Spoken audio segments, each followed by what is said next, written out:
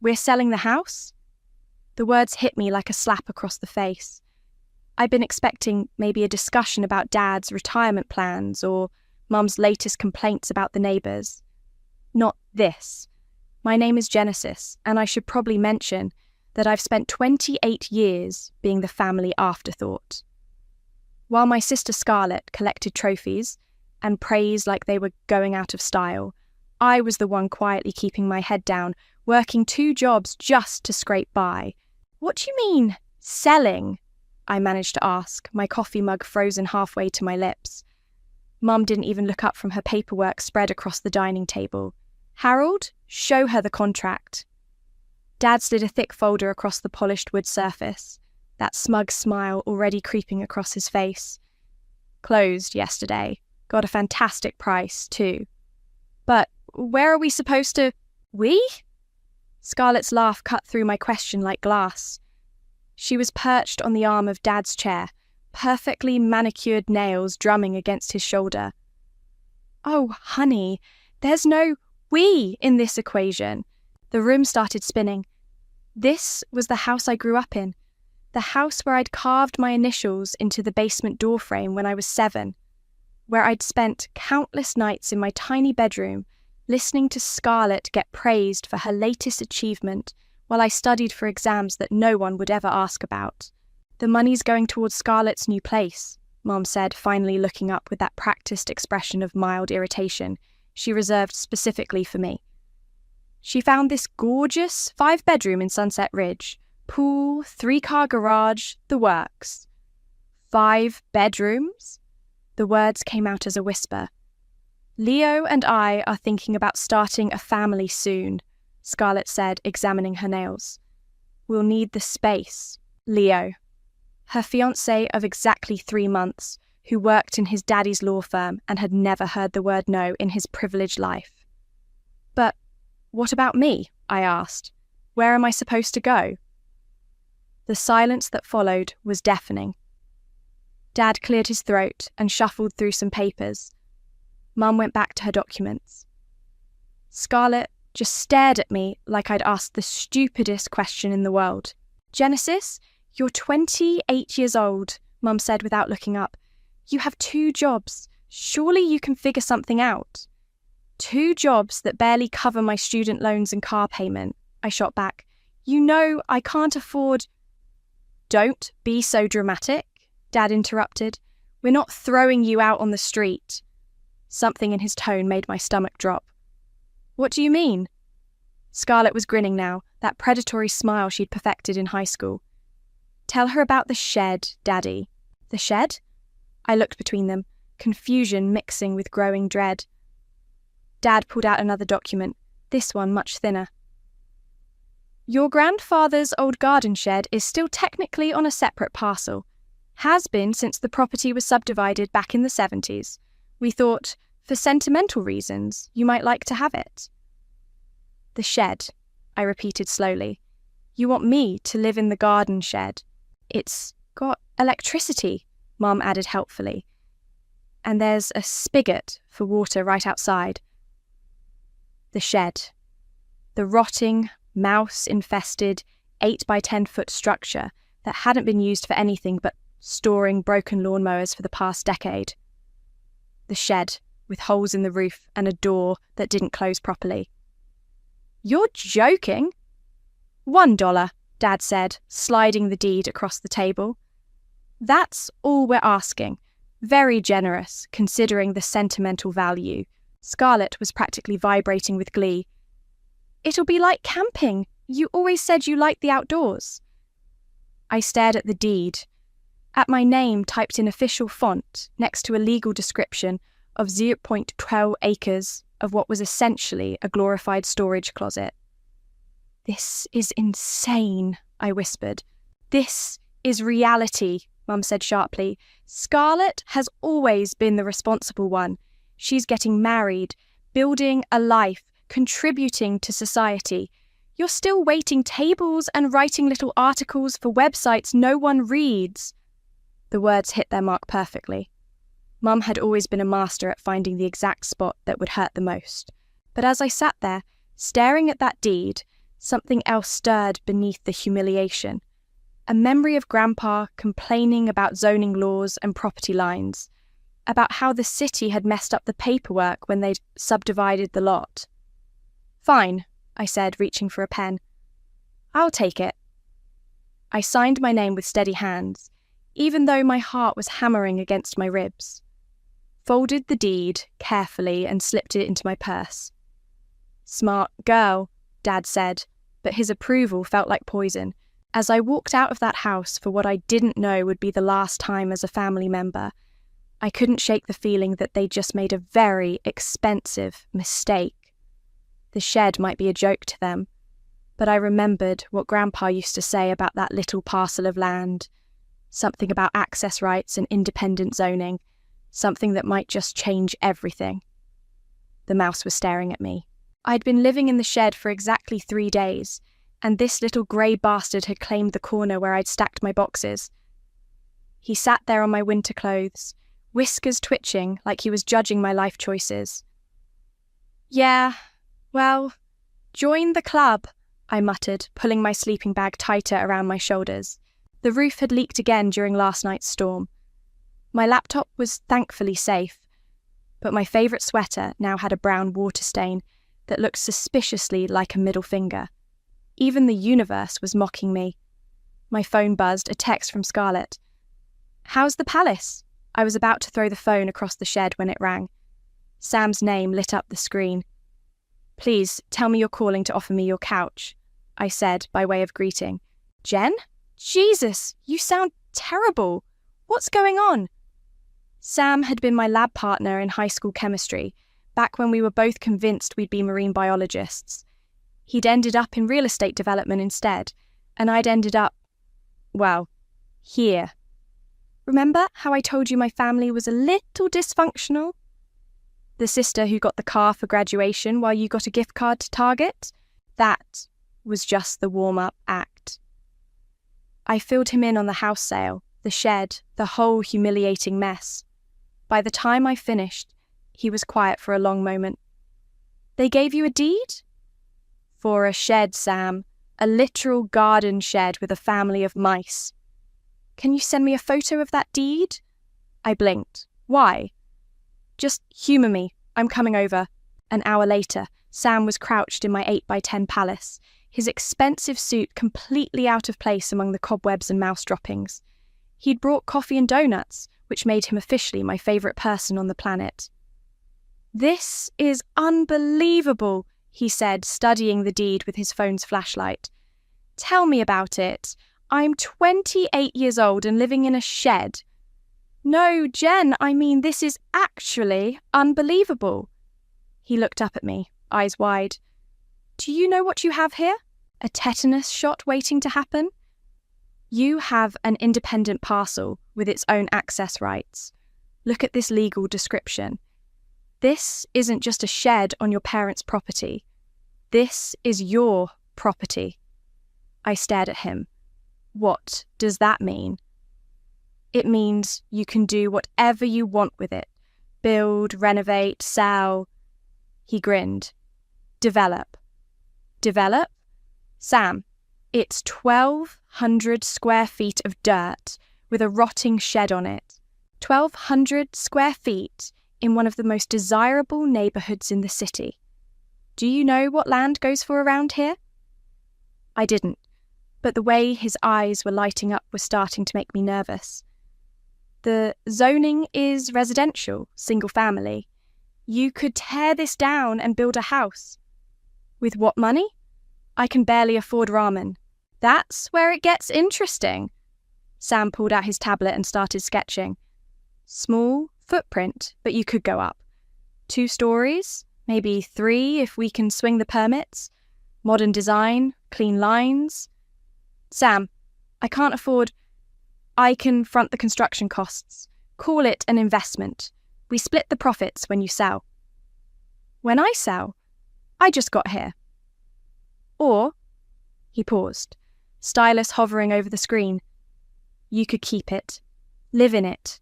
Right here, right next to your family's new mansion." Something in his tone made me look up sharply. "What aren't you telling me?" I drove past their new place on the way here. Sunset Ridge, right? Beautiful neighborhood.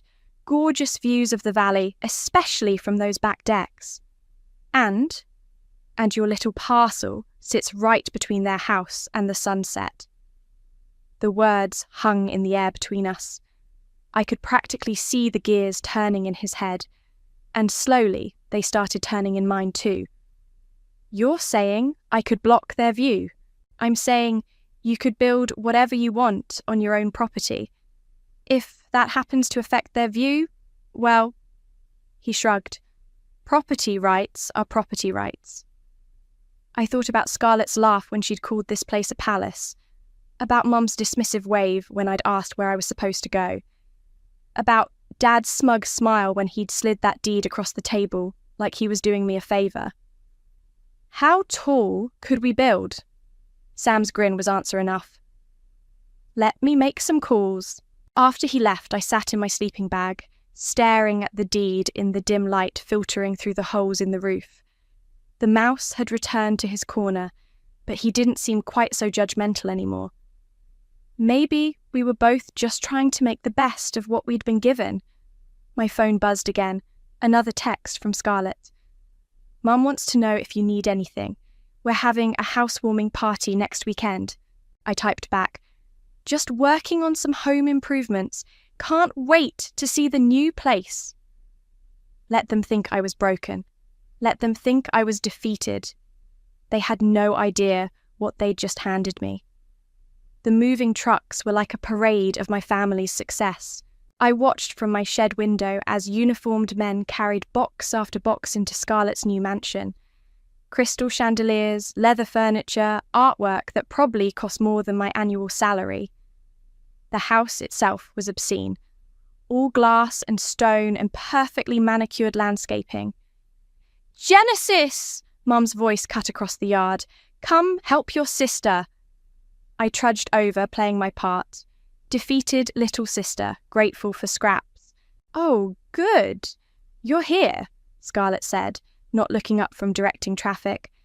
Can you grab that box of kitchen stuff? Be careful, it's the good china. The box was heavier than it looked. I stumbled slightly and Scarlett rolled her eyes. Maybe just set it down gently. Some of us can't afford to replace Grandma's dishes. Leo appeared at her elbow, looking uncomfortable. I can get that, Genesis. She's got it, Scarlett said quickly. Don't you, Jen? I nodded, swallowing the words I really wanted to say.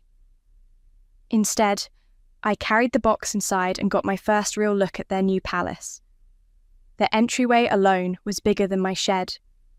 Marble floors, a staircase that curved like something out of a movie, windows everywhere. But it was the back of the house that made me stop breathing. Floor-to-ceiling glass doors opened onto a deck that stretched the entire width of the house. Beyond that, the valley spread out like a postcard, rolling hills dotted with trees, and in the distance, the mountains where the sun would set in a few hours. Incredible, isn't it? Dad appeared beside me, chest puffed with pride. Cost a fortune, but look at that view. You can't put a price on something like that.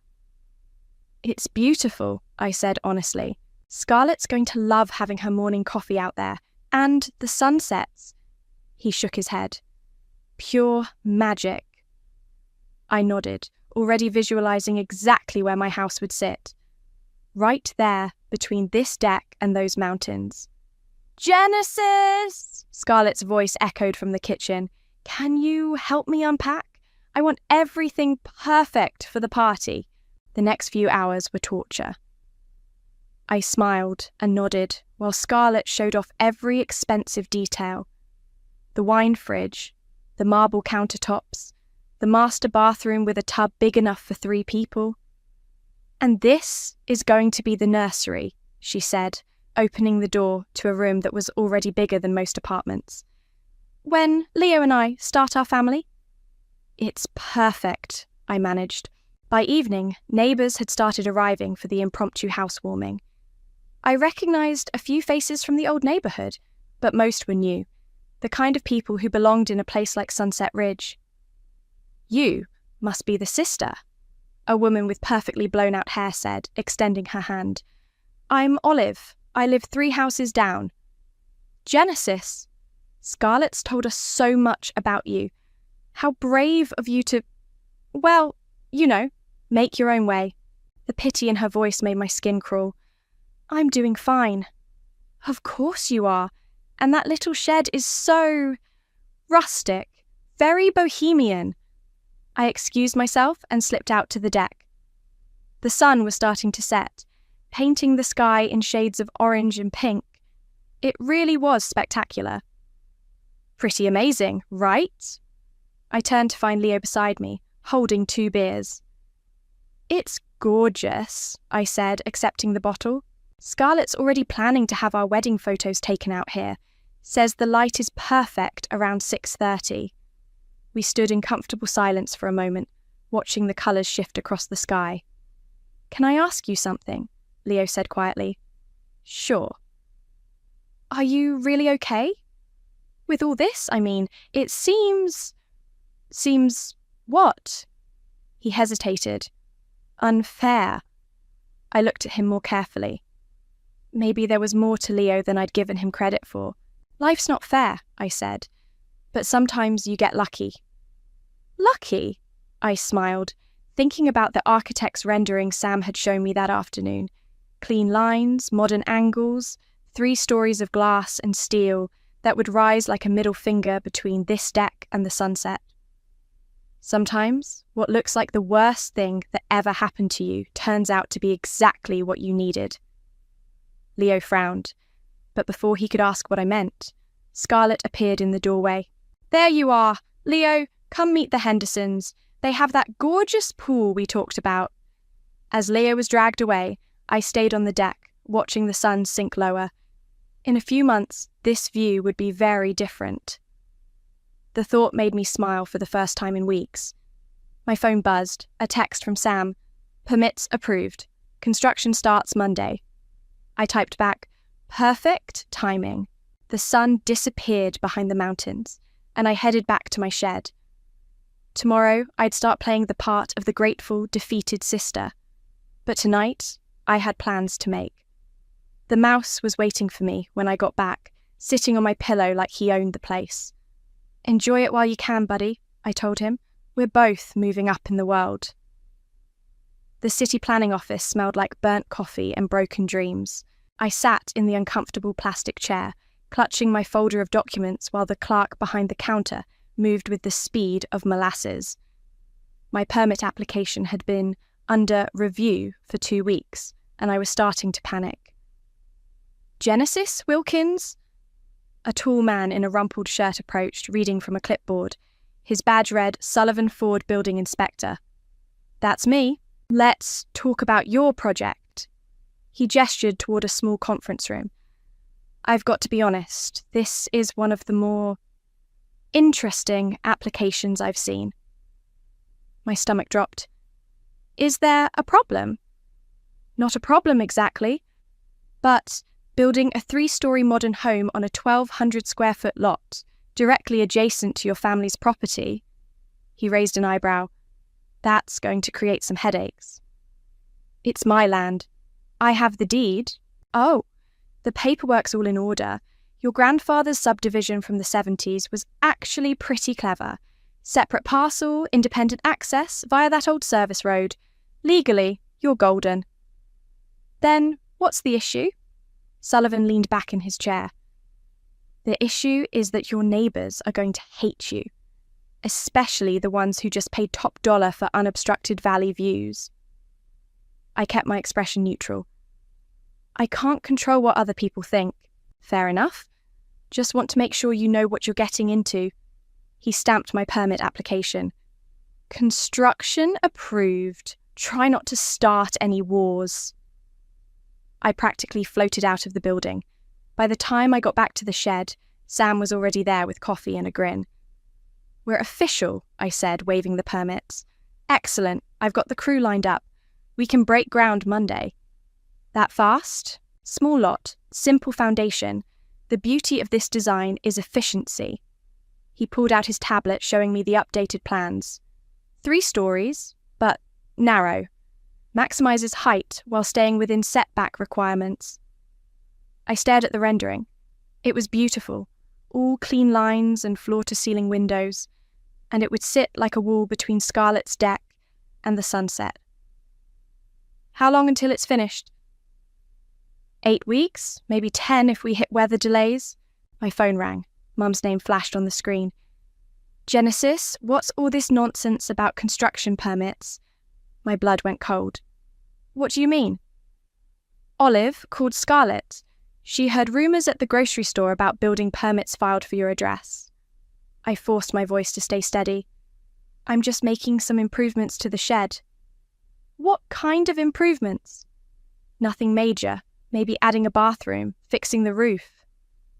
Sam was watching me, eyebrows raised. Well, just don't do anything stupid, Mum said, and don't expect us to pay for it. Wouldn't dream of it. After I hung up, Sam shook his head. You're playing with fire. I'm playing with permits and property rights. Your sister's going to figure it out eventually. Let her. By then, it'll be too late. The next morning, I was at my waitressing job when Scarlett walked in. She never came to the diner where I worked, too beneath her usual standards.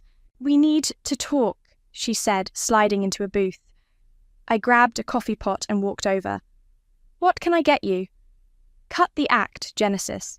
I know you're up to something. I'm working. You want coffee or not? She leaned forward, lowering her voice. Olive says there's been surveying equipment near your shed. City trucks. What are you planning? Just some renovations, like I told Mum. Renovations don't require city surveyors. I poured her coffee without being asked. Maybe you should mind your own business. My business? Her voice rose slightly. You're living in a shed on the edge of my property. Everything you do affects my property values. Your property is 300 feet away. Don't play dumb. We both know that shed sits right. She stopped, eyes widening. You wouldn't. Wouldn't what? You're going to try to block our view. I set the coffee pot down carefully. I'm going to improve my property. What happens to your view is between you and physics. Scarlett's face went white, then red. You can't do this. Actually, I can. It's called property rights. Dad taught me all about them when he explained why I couldn't live in the house I grew up in. This is insane. You're going to destroy your relationship with our entire family over some petty revenge? I'm going to build a house on my land. If that bothers you, maybe you should have thought about that before you laughed at me for living in a shed. She stood up abruptly, knocking over the coffee cup. Brown liquid spread across the table and dripped onto the floor. This isn't over, she said. No, I agreed, grabbing a towel to clean up the mess. It's just getting started. That afternoon, Sam called with an update. Demolition crew's ready. We start tearing down the shed tomorrow. Perfect. You sure about this, Jen? Once we start, there's no going back. I looked out the shed window at Scarlett's mansion, at the deck where she'd probably be having her morning coffee in a few hours. I've never been more sure of anything in my life. All right then, hope you're ready for the fireworks. I was. The bulldozer arrived at 7 a.m. sharp. I was sipping coffee from a thermos, sitting on a folding chair I'd borrowed from Sam, watching the crew set up their equipment. The demolition foreman, a guy named Rick with arms like tree trunks, walked over with a clipboard. You're sure about this, right? Once we knock it down, that's it. Knock it down. The first swing of the wrecking ball sent the shed's roof flying. Splinters and dust filled the air, and I couldn't help but smile. 28 years of being treated like I didn't matter, and now I was literally tearing down their assumptions. What the hell is going on? Scarlett's voice cut through the noise of machinery. She was running across the yard in her silk pajamas and fuzzy slippers, hair wild, face twisted with panic. Morning, sis, I called out cheerfully. Stop! Stop right now! She was screaming at the bulldozer operator, waving her arms like she was directing traffic. Rick looked at me questioningly. I shook my head. Keep going. You can't do this. Scarlett spun toward me. This is our property. Actually, it's my property. I pulled out the deed and waved it at her. Remember? You were there when Dad gave it to me. Mum came running out of the house next, Dad close behind. Both of them looked like they'd seen a ghost. Genesis, what is the meaning of this? Mum's voice had that sharp edge that used to make me shrink when I was little. I'm building a house. A house? Dad's face was turning purple. On that tiny lot? It's not that tiny.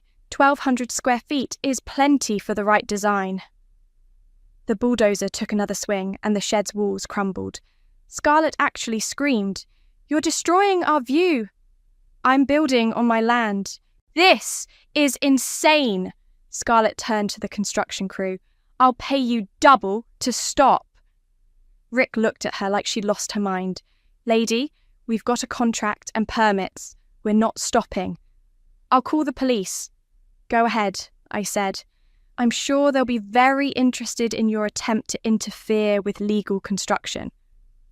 Dad stepped forward, trying his intimidation routine. "Genesis, you stop this nonsense right now. We can work something out." "Work something out? Like when you worked out giving me a shed while Scarlett got a mansion?" "That's different." "Is it? Because from where I'm sitting, it looks like you're only interested in working things out when it affects what you want." Mum tried a different approach. "Honey, be reasonable. Think about property values. Think about the neighbourhood." "I am thinking about the neighbourhood. I'm improving it with quality construction." Sam's truck pulled up and he hopped out with a roll of blueprints under his arm. "Morning, everyone," he said pleasantly. "Beautiful day for construction." "Sam?" Dad recognized him from high school. "You're involved in this?" "I'm the developer. Genesis is my client." "This is a mistake," Scarlett said, her voice getting shrill. "You're going to regret this." "The only thing I regret is not doing it sooner." Sam unrolled the blueprints on the hood of his truck. "Want to see what we're building?" The family crowded around despite themselves. I watched their faces as they took in the design. 3 stories of modern architecture that would rise like a monument to their own cruelty. "It's going to be gorgeous," Sam said. "Floor-to-ceiling windows, rooftop terrace, sustainable materials. Really going to class up the neighbourhood." "It's going to block our entire view," Scarlett whispered. "That's unfortunate," I said, "but I'm sure you'll find other things to look at." "We'll sue," Dad said suddenly. "We'll get an injunction." "On what grounds?" Sam asked. "She owns the land, has proper permits, and the design meets all zoning requirements." "Spite," Mum said. "She's doing this out of spite." "I'm doing this because I need a place to live. The fact that it affects your view is just a happy coincidence." Leo appeared at the edge of the yard, looking confused and still in his workout clothes. "What's all the shouting about?" "Genesis is building a house," Scarlett said, her voice cracking. "Right there. It's going to destroy everything." Leo looked at the blueprints, then at the construction site, then at me. "This is your land?" "Legally deeded to me by your future father-in-law." "For $1, Dad said defensively. $1 for land that's apparently worth enough to build a house on," Leo said slowly. "That seems what?" Scarlett snapped. Leo looked uncomfortable. "Nothing, just seems like maybe we should have thought this through." "We?" Scarlett's voice went up an octave. "We didn't do anything wrong." The bulldozer finished with the shed, leaving nothing but a pile of rubble, and a clear view of exactly where my house would sit. Right between their deck and the mountains. "Foundation crew will be here tomorrow," Sam announced. "We should have the frame up by next week." "This isn't over," Scarlett said, but her voice had lost its edge. She sounded defeated. "No," I agreed. It's just beginning. As my family retreated to their mansion, I stayed to watch the crew clear the debris. For the first time in weeks, I felt like I could breathe properly. My phone buzzed with a text from an unknown number. Heard about your construction project. Some of us think it's about time someone stood up to the Sunset Ridge snobs. Your neighbour, 2 streets over. I smiled and typed back, "Thanks for the support." Maybe I wasn't as alone in this as I'd thought. The petition had 43 signatures. Olive stood on my construction site at 8 in the morning, waving the papers like a battle flag. Behind her, a small crowd of neighbours had gathered, all looking like they'd rather be anywhere else. "This is a formal complaint to the City Planning Commission," she announced. 43 homeowners demanding an immediate halt to this monstrosity. I was sitting in my car, eating a breakfast sandwich before my shift at the diner. The foundation had been poured yesterday, and the concrete was still curing under plastic sheeting. "Morning, Olive," I said, rolling down my window. "Nice turnout." "Don't you dare act casual about this. You're destroying our entire neighbourhood." "I'm building a house." "You're building a spite fence, a 3-story middle finger aimed at your own family." One of the neighbours, an older man I didn't recognise, stepped forward. "Look, Genesis, we're not trying to be unreasonable here, but property values will probably go up," I interrupted. "Quality construction, modern design, sustainable materials. Sam says it will be the nicest house in a 5-block radius." "It's going to block the Hendersons' view too," Olive said, "and the Patels. This affects more than just your sister." "Then maybe they should have bought lots with guaranteed view easements." My phone rang, Sam's name on the screen. "I'm dealing with the angry mob," I told him. "What's up?" "We've got a problem. The city's calling for a hearing on the petition next Tuesday." My stomach dropped. "Can they stop us?" "Not legally, but they can make our lives hell with inspections and delays." I looked at the crowd of neighbours, at Olive's smug expression, at the foundation that represented everything I'd worked for. "I'll be there Tuesday." After I hung up, Olive was practically glowing. "Hearing's been called, hasn't it? The city's going to shut you down." "We'll see." "This is what happens when you let spite drive your decisions," she said. "Actions have consequences." "Yeah," I said, starting my car. "They do." The hearing was a nightmare. The community centre was packed. Scarlett sat in the front row with Mum and Dad, all of them dressed like they were going to church. Behind them, at least 30 neighbours filled the folding chairs. I sat alone at the back with Sam and a folder full of legal documents. City Councilwoman Martinez called the meeting to order. "We're here to discuss the petition regarding construction at 1247 Maple Ridge Lane. Ms. Ortiz, you filed the complaint?" Olive stood up, smoothing her skirt. "Thank you, Councilwoman. I'm here representing concerned homeowners who believe this construction project violates the spirit of our community standards." "The spirit?" Sam muttered beside me. "This isn't about legal technicalities," Olive continued. "It's about a young woman so consumed with family resentment that she's willing to destroy an entire neighbourhood's property values for revenge." Murmurs of agreement rippled through the crowd. The proposed structure is completely out of character with our area. 3 stories on a lot that size? It's going to loom over everyone, blocking views that people paid premium prices to enjoy. "Ms. Wilkins," Councilwoman Martinez said, "would you like to respond?" I stood up, my legs shaky. "I own the land legally. I have proper permits. The design meets all zoning requirements. I don't understand what we're here to discuss." "We're here to discuss community standards," said a man I recognised from Scarlett's housewarming party. "Neighbourly consideration, basic human decency." Where was basic human decency when my family sold the house I grew up in and offered me a shed? The room went quiet. Where was neighbourly consideration when my sister laughed at me for being homeless? when my parents called me dramatic for asking where I was supposed to live. Scarlett's face was bright red. She was staring at her hands. I'm building a house on land that was legally deeded to me. If that affects your views, maybe you should take it up with the people who created this situation. This is exactly what we're talking about, Olive said. Pure spite. You want to talk about spite? I pulled out my phone and opened the recording app. Let me play you something. Leo had sent me the audio file 3 days ago. I'd been saving it for the right moment. Scarlett's voice filled the room, crystal clear. She's pathetic, honestly. Living in that shed like some kind of vagrant. I almost feel sorry for her. But then I remember how she's always been jealous of everything I have.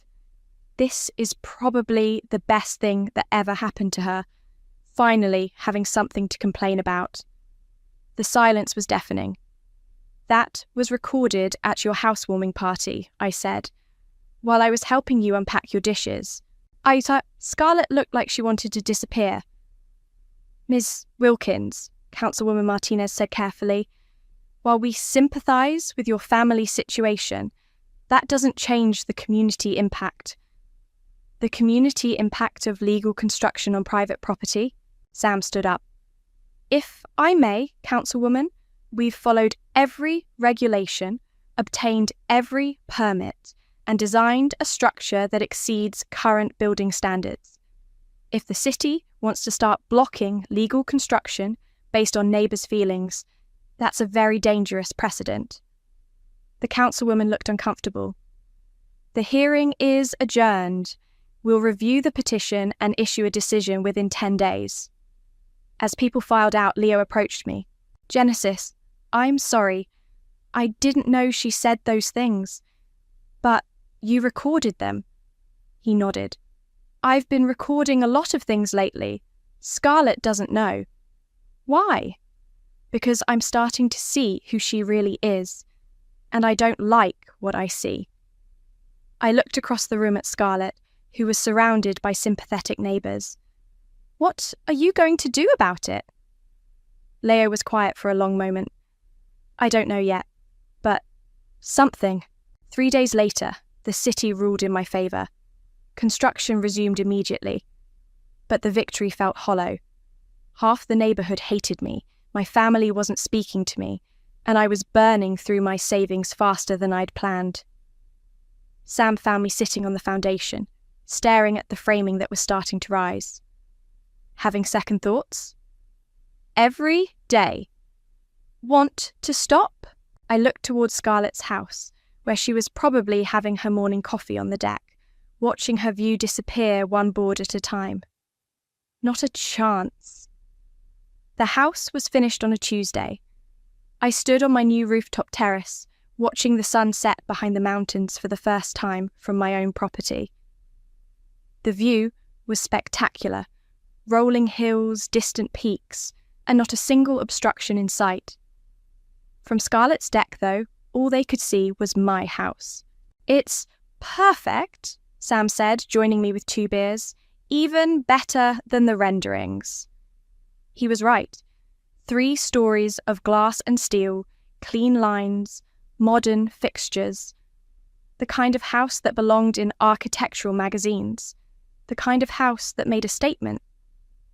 The housewarming party's tomorrow night, I said. You sure people will come? Are you kidding? Half the city's been following this drama. Everyone wants to see the house that started a war. My phone buzzed. A text from Leo. Can we talk? It's important. I showed Sam the message.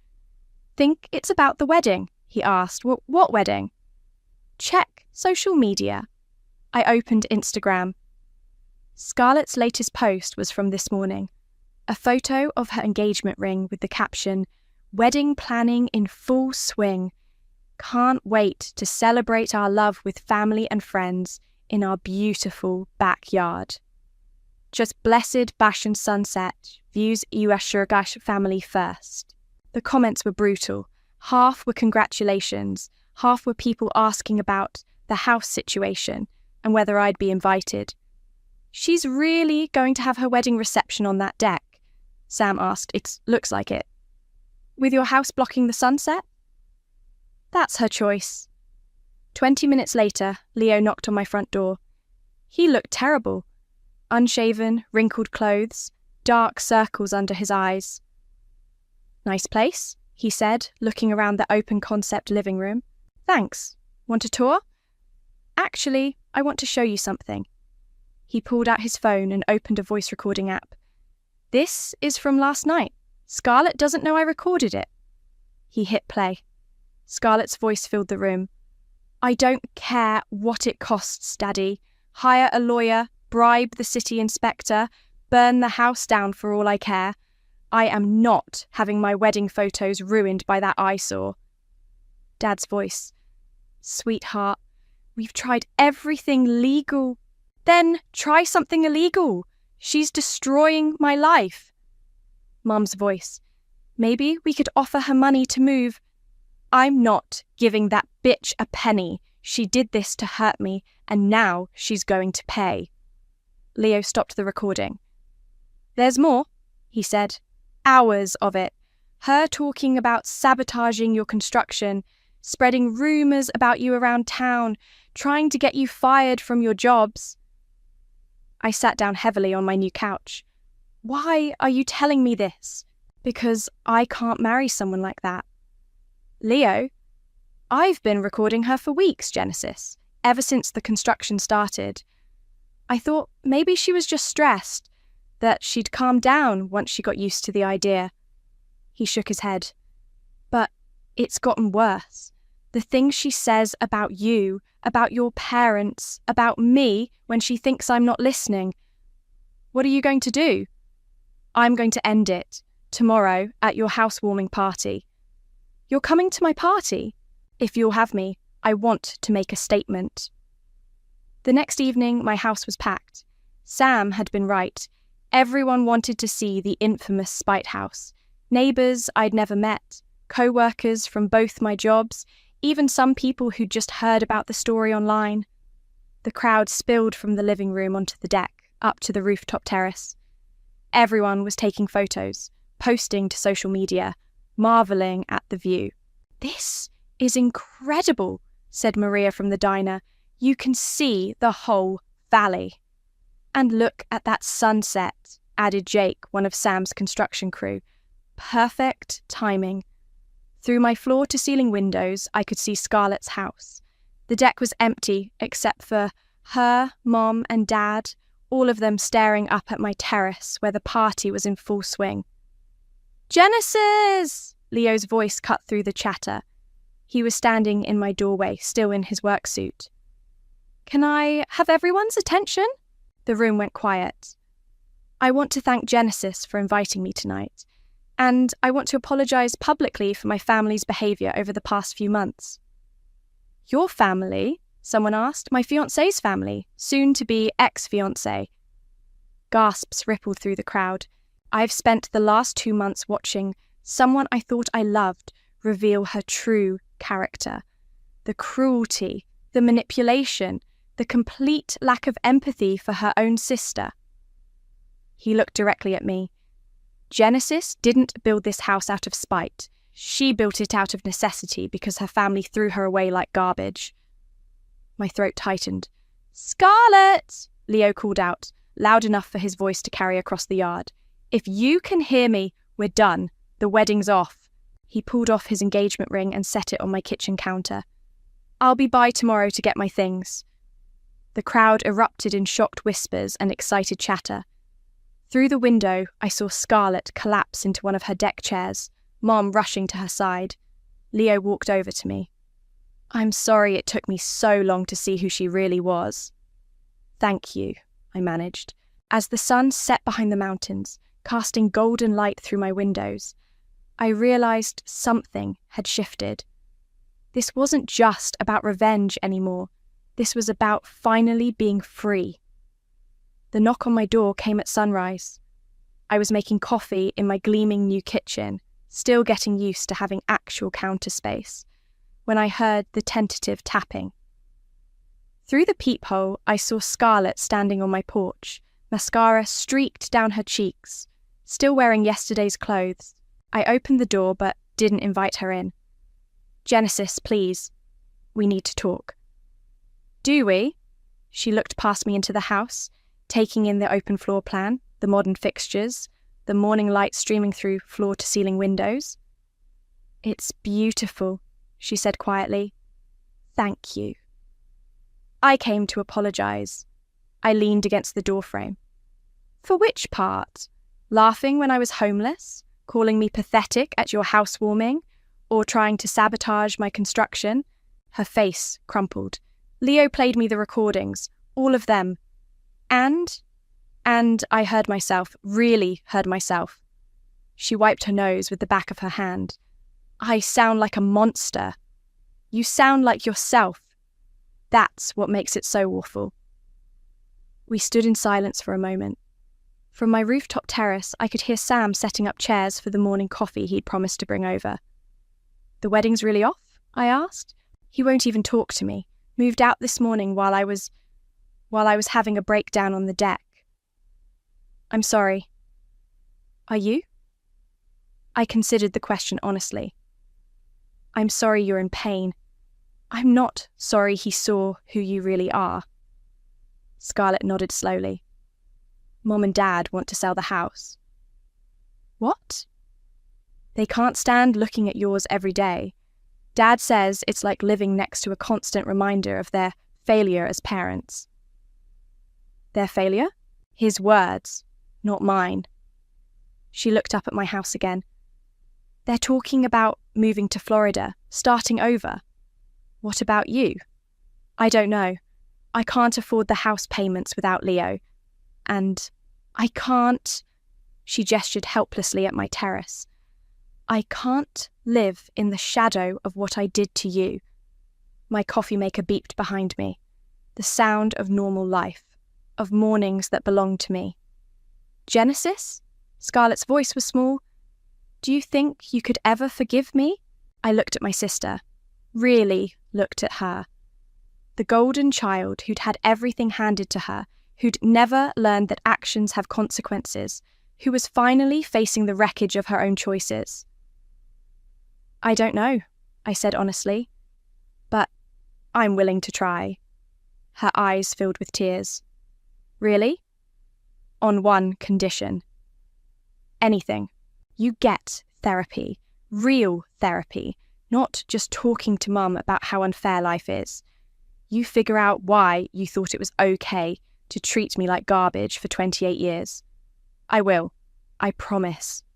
And you apologize to Leo, not to get him back, but because he deserves to hear it."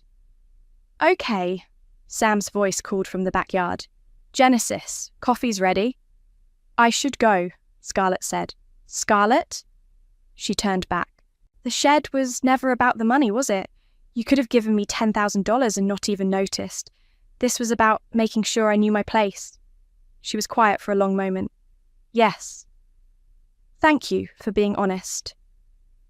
After she left, I climbed to my rooftop terrace where Sam had set up a small table with coffee and pastries from the bakery downtown. "How'd it go?" he asked. "Better than expected. Worse than I hoped." "That's family for you." We sat in comfortable silence, watching the sun climb over the mountains. From up here, I could see the whole valley, the city spreading out below us, the world full of possibilities. "Any regrets?" Sam asked. I thought about the question while I sipped my coffee, about the family relationships that might never fully heal, about the neighbours who still crossed the street when they saw me, about the cost of standing up for myself. "No," I said finally. "No regrets." My phone buzzed with a notification. Someone had shared my story on Reddit, and the comments were pouring in. Hundreds of people sharing their own stories of family betrayal, of standing up to bullies, of finding the courage to build something beautiful from the wreckage of their lives. "Look at this," I showed Sam the screen. "People are calling it inspiration." "That's because it is?" "I just built a house. You built more than that. You built a life on your own terms. A new message popped up, this one from Leo. Thank you for helping me see the truth. Your house is beautiful. You deserve every bit of happiness. I typed back, thank you for doing the right thing. The sun was fully up now, warming my face, casting light through the windows of the house I'd built with my own determination and stubbornness and refusal to accept less than I deserved. From Scarlett's deck below, I could hear the sound of boxes being loaded into a moving truck. I raised my coffee mug in a silent toast to new beginnings, to consequences finally catching up, to the sweet satisfaction of a view that was entirely my own. The house cast its shadow across their yard, just as I'd planned, but I was no longer living in anyone else's shadow, and that made all the difference.